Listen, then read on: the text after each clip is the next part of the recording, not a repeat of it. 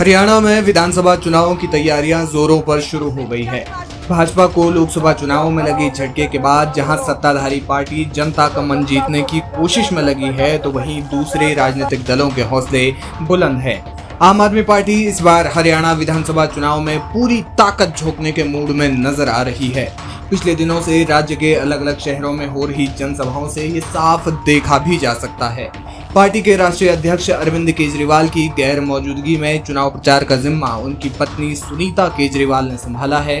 वहीं राज्यसभा सांसद संजय सिंह, पंजाब के मुख्यमंत्री भगवंत मान भी समय समय पर रैलियां कर रहे हैं, जो पार्टी कार्यकर्ताओं में जान फूंक रहा है।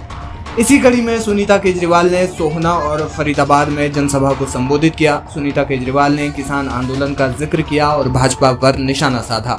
उन्होंने कहा कि बीजेपी ने किसान आंदोलन के दौरान अन्नदाताओं के साथ खूब दुर्व्यवहार किया और किसानों का अपमान किया। उन्होंने कहा कि भाजपा ने किसानों पर लाठी डंडों के साथ आंसू गैस के गोले भी चलवाए। सुनीता केजरीवाल ने किसान आंदोलन के दौरान मृतकों को याद करते हुए कहा कि आंदोलन के दौरान 750 किसानों की शहादत को याद रखा जाना चाहिए और भाजपा की जमानत जब्त होनी चाहिए। ढेर सारे काम किए आपके बेटे ने, हरियाणा के लाल केजरीवाल ने। अब मैं आपसे पूछती हूं, कोई और पार्टी है जिसने सरकारी स्कूल अच्छे किए हो? कोई और पार्टी है जिसने अस्पताल अच्छे किए हो, मोहल्ला क्लिनिक खोले हो? कोई और पार्टी है जिसने बिजली फ्री की हो, जहां 24 घंटे बिजली आती हो? ये सब काम देश में सिर्फ एक ही शख्स कर सकता है, आपका हरियाणा का लाल केजरीवाल।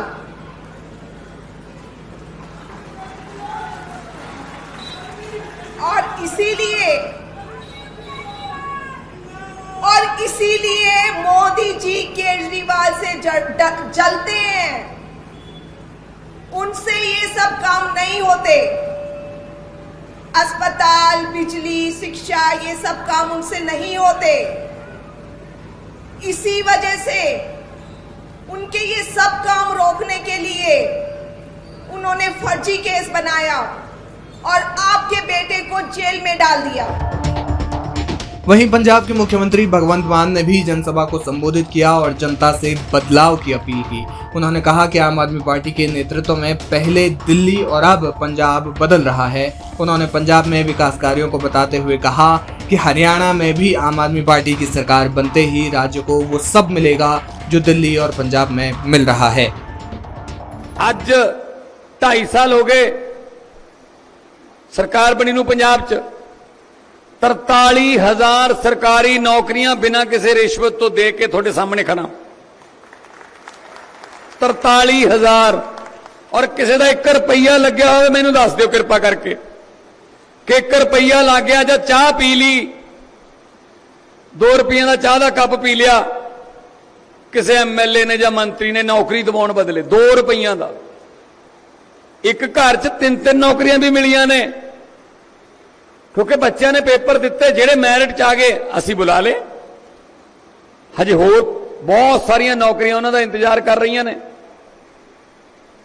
ते इत्थे हरियाणे च मैं पता किया, खट्टर साहब कहते यूक्रेन चले जाओ, उत्थे फौज च भर्ती हो जाओ। लै दस, असी यूक्रेन चो कड्ढी जाने अपने बच्चों नूं, हरियाणे वाले कहते उत्थे जाके नौकरियां कर लो, साडे तो दित्ती नहीं जाती।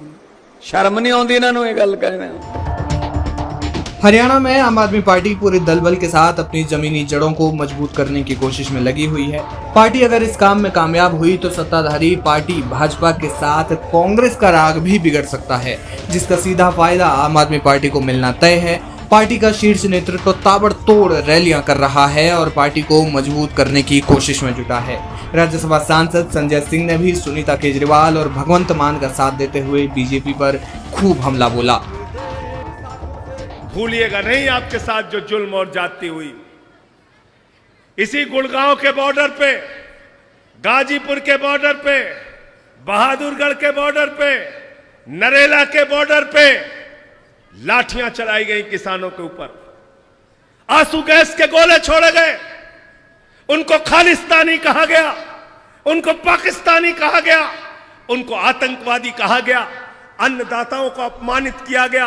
750 किसानों ने काले कानून के खिलाफ मेरे भाइयों और दोस्तों अपनी शहादत दी है। मैं हरियाणा के लोगों आपसे हाथ जोड़कर विनती करने के लिए आया हूं, जब अपना वोट देने के लिए जाना तो अपने उन 750 किसान भाइयों की शहादत को याद करके जाना और बीजेपी की जमानत जब्त करा के आना। इन रैलियों से समझा जा सकता है कि हरियाणा की राह बीजेपी के लिए आसान नहीं रहने वाली है। हालांकि हरियाणा की राजनीति में 2 ही मुख्य दल रहे हैं, लेकिन इस बार क्या तीसरा दल राज्य की राजनीति में सेंध लगा पाएगा, तो देखना दिलचस्प होगा।